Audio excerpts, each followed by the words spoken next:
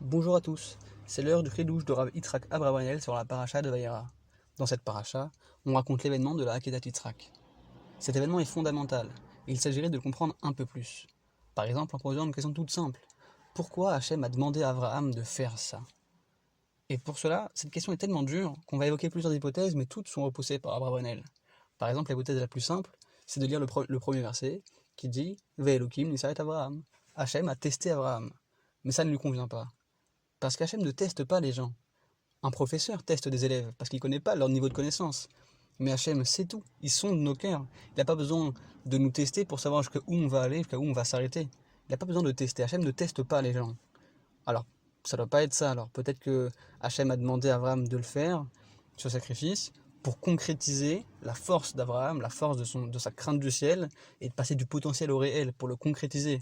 Mais là encore, c'est raté.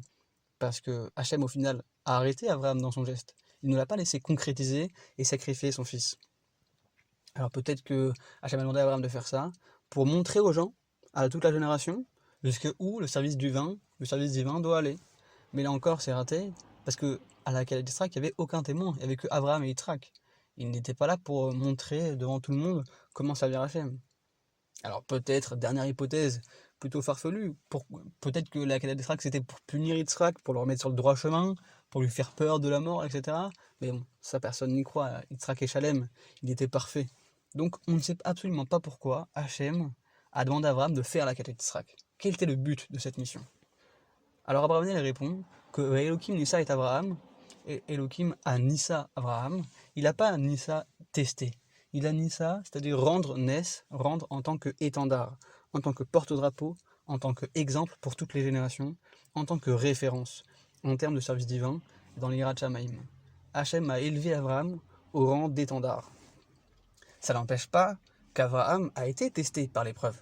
Comme le dit la Mishnah, Ba'asar Nisyonot Nitnasa Abraham. Abraham a été testé par des épreuves. Mais le but d'Hachem était de lui ordonner quelque chose, pour son bien. Il lui a donné un ordre. Lech lecha, va pour toi, ça sera pour ton bénéfice. Renvoie Ishmaël, ça aussi c'est pour ton bien.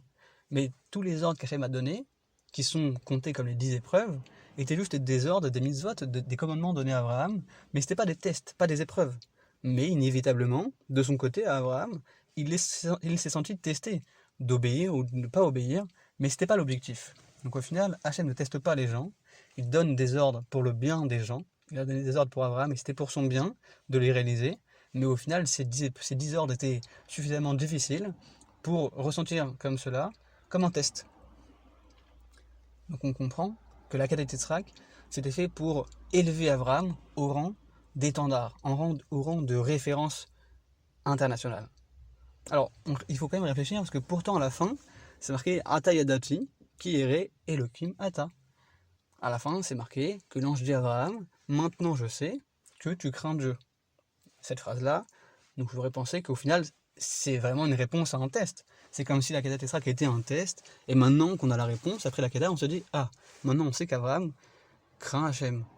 Alors comment répondre à cette contradiction, vu qu'on a dit que ce n'était pas un test? Alors deux possibilités. La première possibilité, le malach il parle en son nom, et pas au nom d'Hachem. Et le malach il dit, maintenant je sais que tu crains Hachem, parce que tu n'as pas retenu ton fils de lui donner, etc. Mimeni, plus que moi. Le malach parle à Abraham en son nom et pas au nom d'Hachem. Maintenant je sais, parce que le malach il ne sait pas tout, donc au final après cette épreuve, il a compris quelque chose, il a appris quelque chose, il a appris que Abraham avait plus de crainte du ciel que lui.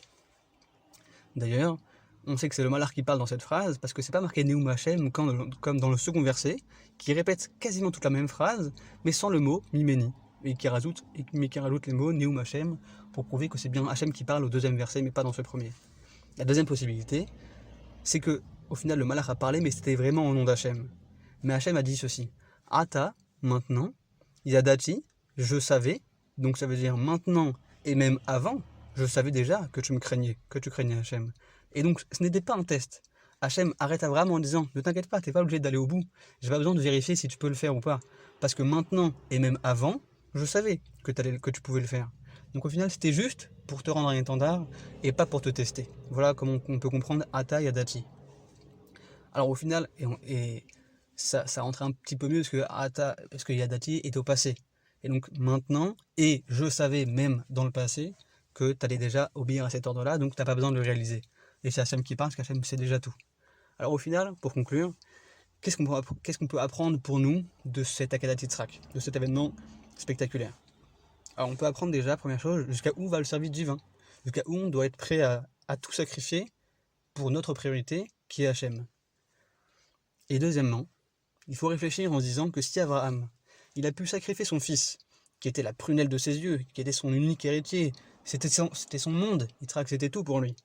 Il a quand même pu sacrifier ça, alors ça veut dire que la part qu'il attendait là-haut, dans le monde futur, en valait le coup, et était beaucoup plus grande que le monde d'ici.